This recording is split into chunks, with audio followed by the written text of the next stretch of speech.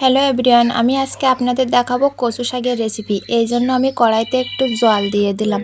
কড়াইতে জল দিয়ে আমি কচু শাকগুলো সুন্দরভাবে ভাপিয়ে নেব। এজন্য একটু হালকা লবণ দিয়ে ঢাকা দিয়ে রাখবো। কচু শাকগুলো ভাপাতে যেটুকু সময় লাগে তার ভিতরে একটা মশলার মিশ্রণ তৈরি করে নেব। একটা বাটি নিয়েছি, বাটিতে জিরা গুঁড়ো, ধনিয়া গুঁড়ো, গরম মশলার গুঁড়ো দিয়ে এটা একটু হালকা জলে ভিজিয়ে রাখবো যাতে মিশ্রণটা গলে যায়। আসলে কচু শাক না বাচ্চাদের জন্য খুবই উপকারী। কচু শাক চোখের দৃষ্টি ভালো করে। কচু শাকে কিন্তু প্রচুর পরিমাণে ভিটামিন এ। এদিকে আমি চিংড়ি মাছগুলো একটু লবণ হলুদ মাখিয়ে নিলাম।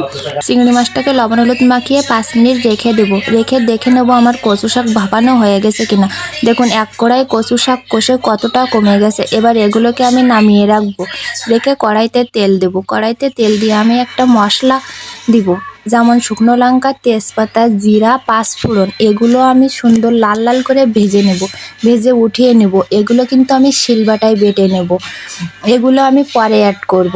এরপরে আমি কড়াইতে আবারও তেল দিয়ে দিলাম, দিয়ে আমি চিংড়ি মাছগুলো হালকা করে ভেজে নিলাম। চিংড়ি মাছ বেশি ভাজবো না, চিংড়ি মাছ বেশি ভাজলে শক্ত হয়ে যাবে, এজন্য নরম করেই ভেজে নিতে হবে। এরপর কড়াইতে তেল দিয়ে দিলাম।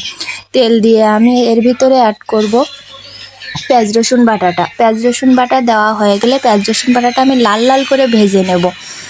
আসলে লাল লাল করে না ভাজলে কাঁচা গন্ধটা থেকে যাবে। আমার লাল লাল করে ভাজা হয়ে গেছে, দেখেছেন কত সুন্দর লাল লাল করে ভেজে নিলাম। এরপরে ওর ভিতরে জল অ্যাড করব, দিয়ে লবণ হলুদ দিয়ে মশলাটা সুন্দরভাবে কষিয়ে নেব। মশলাটা আমার কষানো হয়ে গেলে আমি ওর ভিতরে সেই বাটিতে গুলে রাখা গুঁড়া মশলাগুলো অ্যাড করব। ওগুলো দিয়ে আমি ভালোভাবে কষিয়ে নেব। কষিয়ে নেওয়ার পরে চিংড়ি মাছগুলো দিয়ে দেব।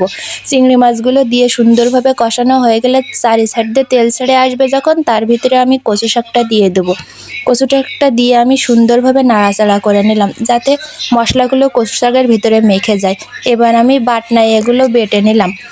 মশলাটা দেখেছেন কত সুন্দর মিহি করে বেটেছি। এরপরে ওগুলো ওর সাথে মিক্সার করে দিব। কচু শাকটা আবারও ভালোভাবে নাড়াচাড়া করে মশলাটা যাতে ওর ভিতরে মিক্সার হয়ে যায়, এজন্য সুন্দরভাবে নাড়াচাড়া করে নেব। আমার কচু শাকের রেসিপি আপনাদের ভালো লাগলে প্লিজ কমেন্ট করে জানাবেন।